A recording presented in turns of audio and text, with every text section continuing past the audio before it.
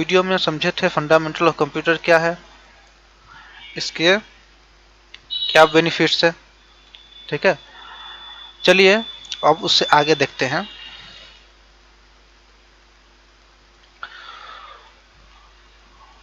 चलिए, उस दिन हम समझे थे फंडामेंटल ऑफ कंप्यूटर क्या है। आज हम देखेंगे कुछ क्वेश्चन की मदद से कि हमें फंडामेंटल ऑफ कंप्यूटर में कितना याद है। ठीक है, चलिए यहाँ पे आगे देखते हैं।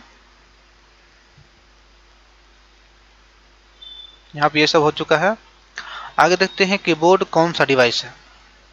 कीबोर्ड कौन सा डिवाइस है, तो ए है इनपुट डिवाइस, बी है आउटपुट डिवाइस, सी है दोनों, डी है इनमें से कोई नहीं, यानी कि कोई नहीं। तो हम समझे थे कीबोर्ड एक ऐसा डिवाइस है जिससे हम किसी प्रकार के डेटा को टाइप करके कंप्यूटर के अंदर भेजते हैं, तो कहलाता है इनपुट डिवाइस। ठीक है, आपका आंसर हो गया इनपुट डिवाइस। ठीक है, अब हम दूसरा क्वेश्चन देखते हैं। कह रहा है कंप्यूटर का मस्तिष्क ब्रेन किसे कहते हैं। कंप्यूटर का मस्तिष्क यानी कि ब्रेन किसे कहते हैं, तो ए हो गया मॉनिटर, बी हो गया सीपीयू, सी हो गया कीबोर्ड और डी हो गया प्रिंटर। ठीक है, आपका आंसर है सीपीयू। ठीक है, इससे पहले वाले वीडियो में हम देखे थे कि मॉनिटर क्या है, कीबोर्ड क्या है, प्रिंटर क्या है और ये किस प्रकार से काम करता है। तो मॉनिटर, कीबोर्ड, प्रिंटर सारा सीपीयू से कनेक्ट होकर के काम करता है, जो डेटा को आगे भेजना काम करता है, डेटा को अपने अंदर लेना काम करता है। ठीक है, इसीलिए सारा चीज सीपीयू से कनेक्ट होता है, इसीलिए हम इसे कंप्यूटर का ब्रेन यानी कि मस्तिष्क कहते हैं। उसका दूसरा क्वेश्चन हो गया आपका, इनमें से कौन सा ऑपरेटिंग सिस्टम नहीं है। तो पहले बता रहा है ए में विंडोज, बी में लिनक्स, सी में डॉस, डी में माइक्रोसॉफ्ट। तो यहाँ पे आपका आंसर हो गया माइक्रोसॉफ्ट। उसका दूसरा क्वेश्चन देखें, कह रहा है कंप्यूटर द्वारा निम्नलिखित में से कौन सा कार्य नहीं किया जाता है। यहाँ देख सकते हैं ए हो गया अंडरस्टैंडिंग, बी हो गया इनपुटिंग, सी हो गया आउटपुटिंग, डी हो गया प्रोसेसिंग। तो हम पिछले वाले वीडियो में देखे थे इनपुटिंग का मतलब क्या होता है, आउटपुटिंग का मतलब क्या होता है, प्रोसेसिंग का मतलब क्या होता है। उससे पहले हम जान लेते हैं इसका आंसर क्या है। तो इसका आंसर है आपको अंडरस्टैंडिंग, जो कि कंप्यूटर में नहीं होता है। इनपुटिंग मतलब होता है कि किसी प्रकार का डेटा कंप्यूटर में जाना, जो कि होता है। आउटपुटिंग मतलब होता है किसी प्रकार का डेटा निकलना, और प्रोसेसिंग मतलब होता है किसी प्रकार का डेटा प्रोसेस होना, जो कि कंप्यूटर में होता है।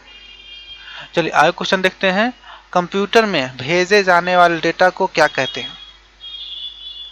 तो यहाँ देख सकते हैं options, A process, B output, C input, D algorithm. ठीक है, यहाँ पे देख सकते हैं आंसर आपका है इनपुट, जो कि जो कंप्यूटर में डेटा जाता है उसे इनपुट डेटा कहते हैं।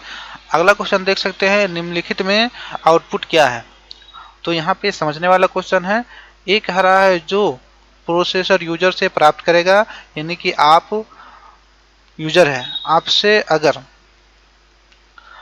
कंप्यूटर में किसी प्रकार का डेटा गया तो कंप्यूटर प्राप्त किया, प्रोसेसर प्राप्त किया, उसे कहते हैं इनपुट, जो कि ये नहीं है।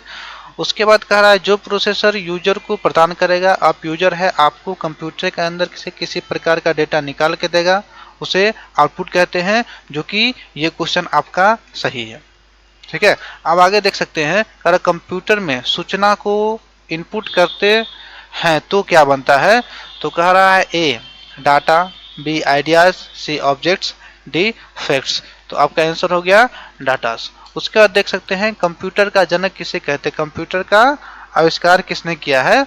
तो यहाँ देख सकते हैं आंसर कह रहा है, यहाँ पे आपका आंसर होगा चार्ल्स बेबेज। उसके बाद देख सकते हैं अगर कंप्यूटर का कौन सा भाग इंफॉर्मेशन स्टोर करने में मदद करता है। तो ए डिस्क ड्राइव, बी कीबोर्ड, सी मॉनिटर, डी प्रिंटर। तो यहाँ पे हम समझे हुए हैं डिस्क ड्राइव इसका आंसर है। ठीक है, कीबोर्ड जिससे हम टाइप करते हैं, मॉनिटर जिससे हम देखते हैं, प्रिंटर जिससे हम डेटा को प्रिंट करते हैं। इस सभी में डेटा स्टोर नहीं होता है। ठीक है, अब आगे देखते हैं, कह रहा है कंप्यूटर का आईक्यू होता है, यानी कि कंप्यूटर का IQ कितना होता है, सोचने और समझने का क्षमता। तो यहाँ पे आप देख सकते हैं कह रहा है 50, 150, अनलिमिटेड, 0। तो यहाँ पे इसका आंसर होगा 0। क्यों? क्योंकि कंप्यूटर का IQ लेवल यानी कि सोचने और समझने का क्षमता 0 होता है। नहीं तो वो सोच सकता है और नहीं समझ सकता है। जो हम कमांड कंप्यूटर को देते हैं वही कमांड वो लेता है। ठीक है, अब आपका फंडामेंटल ऑफ कंप्यूटर खत्म हो गया, एंड हो गया।